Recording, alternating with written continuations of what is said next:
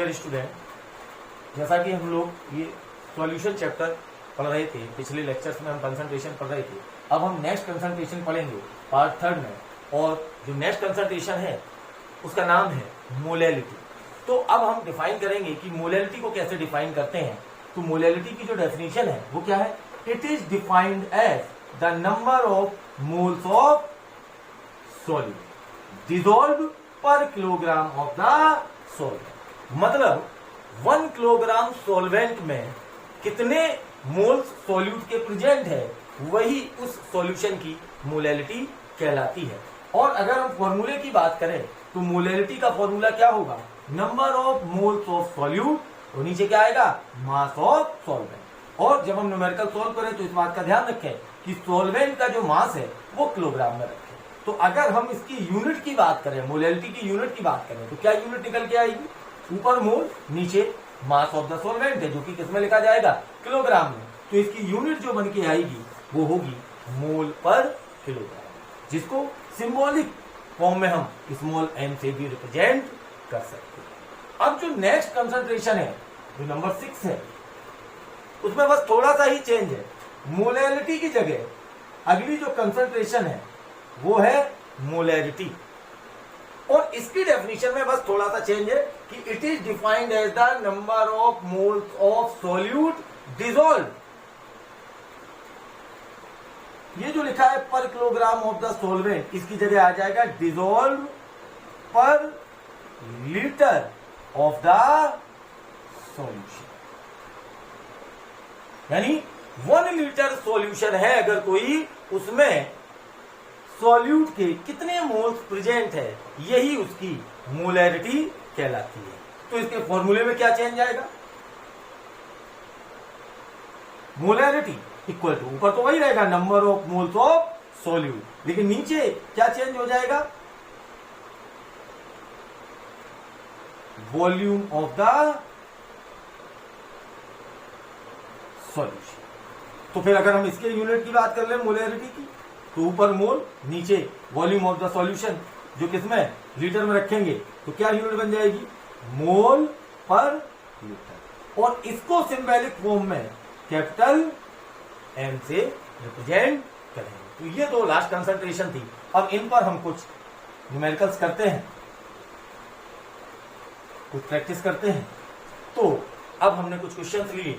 जैसे पहला question molality पर है। क्वेश्चन क्या लिखा हुआ है? If 2.5 gram of ethanoic acid is dissolve in 75 gram of benzene, then calculate molality of the solution. तो अब हमें इसको सॉल्व करना है। तो सबसे पहले हम देखेंगे इसमें कौन कौन सी चीजें दी हुई हैं। सबसे पहले हमने कहा सॉल्यूट, तो सॉल्यूट इसमें क्या है? Ethanoic acid. तो हमने सबसे पहले लिखा m का मतलब मास, किसका? सॉल्यूट। कितना दिया हुआ है बेटा? 2.5 ग्राम।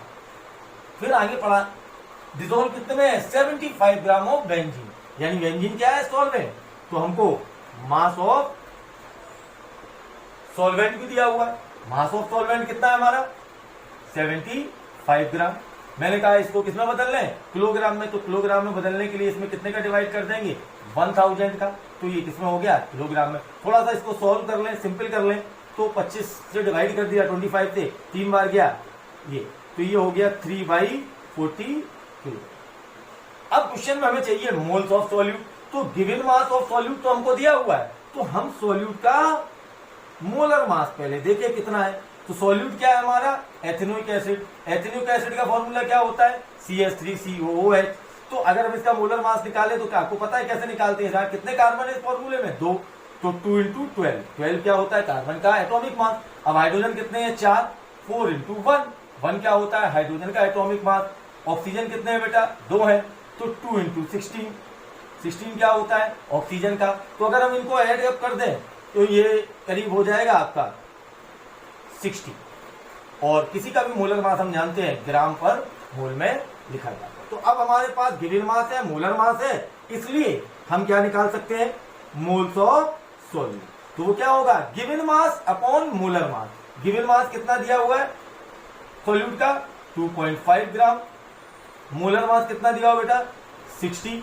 तो इसको अगर हम सॉल्व करें, ये पॉइंट है, ये 0, थोड़ा सा सॉल्व करें, 5 से डिवाइड किया, इसको डिवाइड किया एक बार और डिवाइड कर देते हैं, यानी ये आ गया 1/24।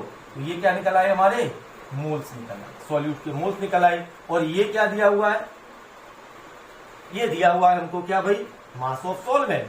तो अगर बस अब फॉर्मूला रख देते हैं, तो फॉर्मूला लगा देते हैं मोलैलिटी का।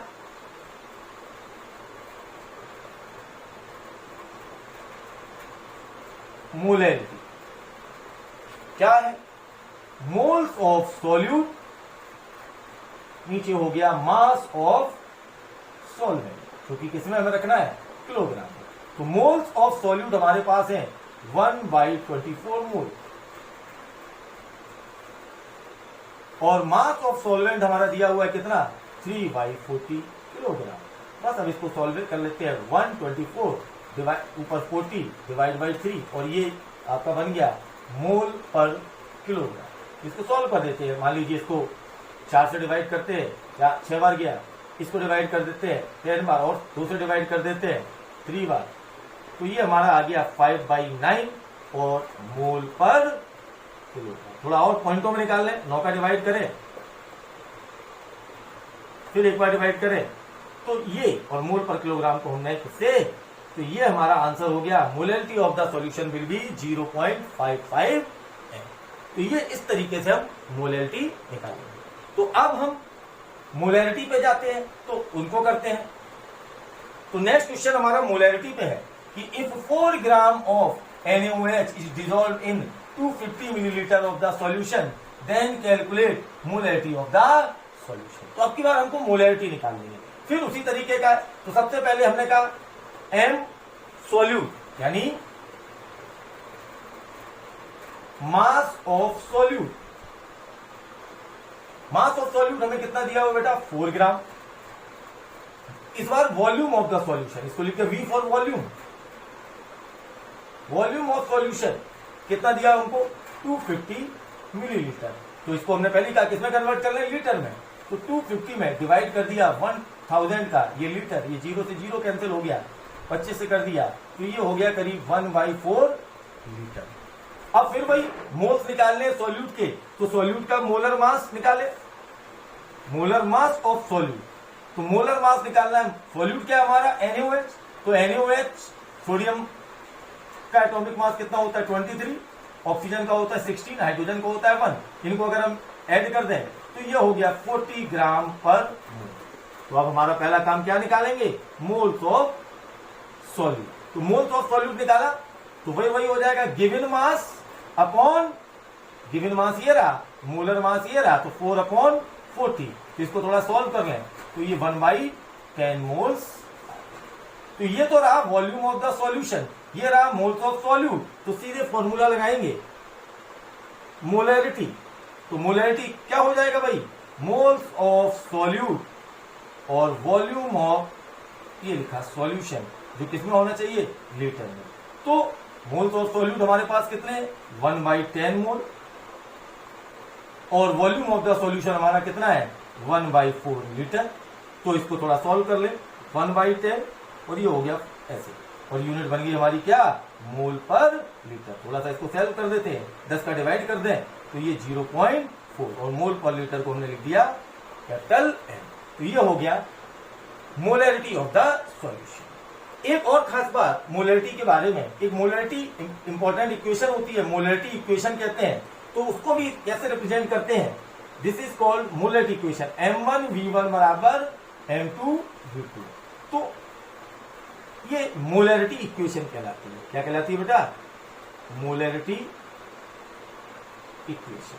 और ये कब अप्लाई करते हैं, जब किसी क्वेश्चन में क्या होता है कि हम वॉल्यूम चेंज करते हैं, तो नई मोलैरिटी क्या है, इस तरीके से करते हैं। जैसे कि ये क्वेश्चन एक दिया हुआ है, इस पर ये क्वेश्चन है, if 30 millilitre of 0.5 m H2SO4 solution is diluted to 500 millilitre, then find molarity of new form solution. तो अगर हम क्वेश्चन में पढ़ें तो सबसे पहले कह रहा है कि एक 0.5 m H2SO4 सॉल्यूशन है जिसका वॉल्यूम कितना है, 30 मिलीलीटर।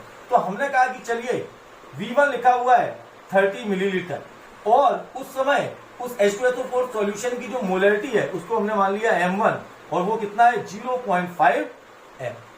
अब क्या किया गया, इस सॉल्यूशन को डाइल्यूट किया गया, और कितना डाइल्यूट किया गया, जो फाइनल वॉल्यूम हो गया अब कितना हो गया है 500 मिलीलीटर, तो उसको हमने लिख दिया बेटा V2, वो कितना दिया हुआ है 500 मिलीलीटर। और अब चूंकि वॉल्यूम बदल गया तो मोलरिटी बदलेगी, तो वो कह रहा है न्यू फॉर्म सोल्यूशन की मोलरिटी, उसको हमने मान लिया क्या भाई M2 क्वेश्चन।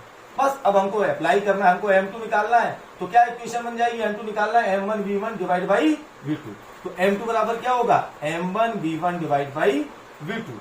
तो अब M1 की वैल्यू कितनी है हमारे पास 0.5 M, V1 हमारा कितना है 30 मिलीलीटर, V2 हमारा कितना है 500 मिलीलीटर।